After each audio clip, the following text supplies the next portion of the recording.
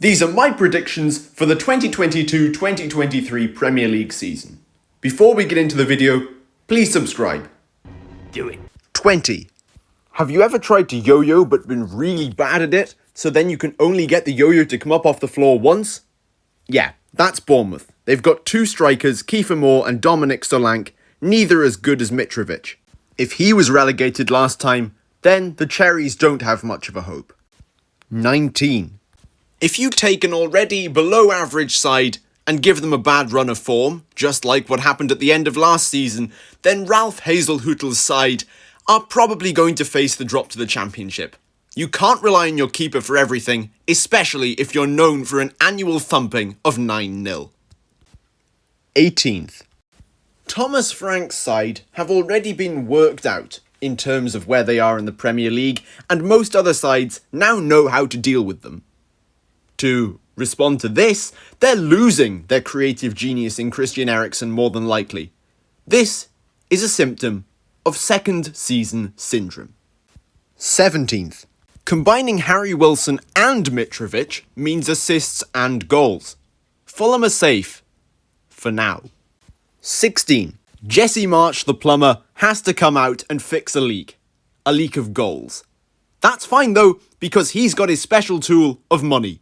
Sell Rafinha, strengthen the squad, rely on Dan James for goals. 15. Show me a club not going anywhere as fast as Everton. They're not going up, they're not going down, they're staying precisely in the same place. Moving on. 14.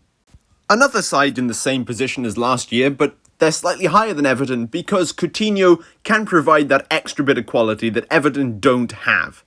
Along with that, they may end up with Suarez. 13. Not scoring goals often and not conceding goals often means a pretty average side. They should finish about mid-table. 12. With a young creative midfielder in Conor Gallagher in their ranks, give Crystal Palace a few years and they'll likely be in Europe. For now though, I'm predicting an average enough season for Patrick Vieira's side. 11. Considering the rumours that Kasper Schmeichel just might be leaving Leicester, and the fact that Jamie Vardy isn't the youngest striker in the world, I'm going for a slightly below average finish for Leicester this season. Just whoever your replacement for Vardy happens to be, leave Joel Perreault alone. Please. 10. I don't think anyone knows how it happened last year, but Brighton very nearly made the Conference League. Surely it doesn't happen again, but after last year I don't think anything would surprise me with this team. That's why I'm putting them very high up the table for their usual standards in 10th. 9.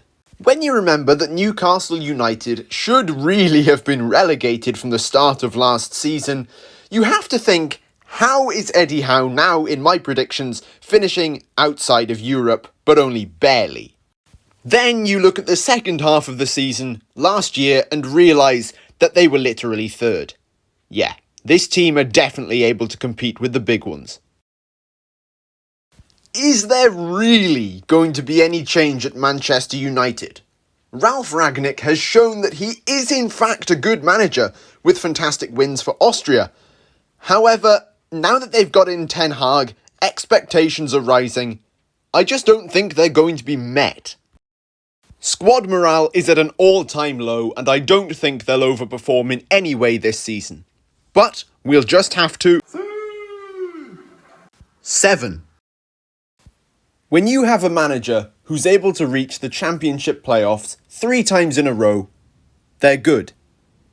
Then, when you combine that with the fact that they've won it on the 3rd attempt, they're better, and when they reach the final twice in a row, they're probably even better again.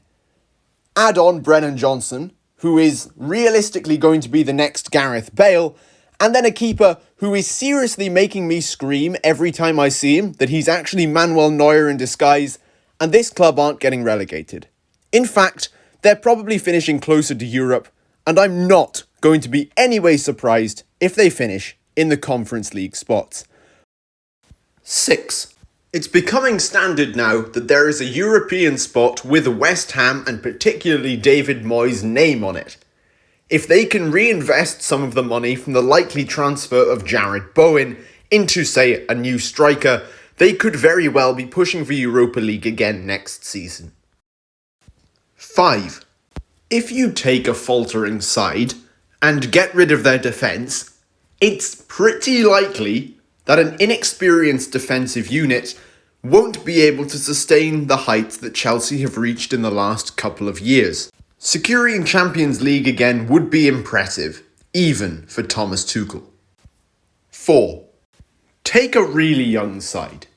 Give them a year of experience and a decent manager, and more than likely they're going to do better in the future. The only place they can go from 5th is up to 4th, and finally into that coveted Champions League place. 3rd. First of all, I'd like to say the top 3 title race this year will be extremely close in my opinion.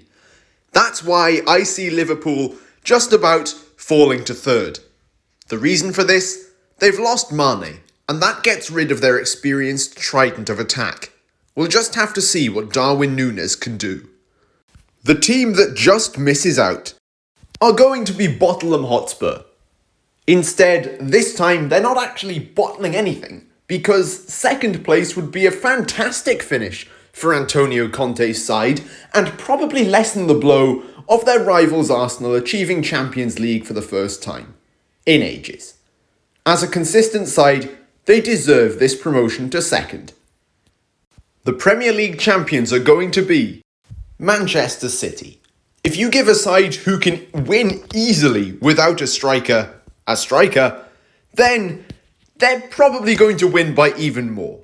If that striker is Erling Haaland, he's going to go around scoring for fun, working hard, enjoying life, and smiling. See you next time.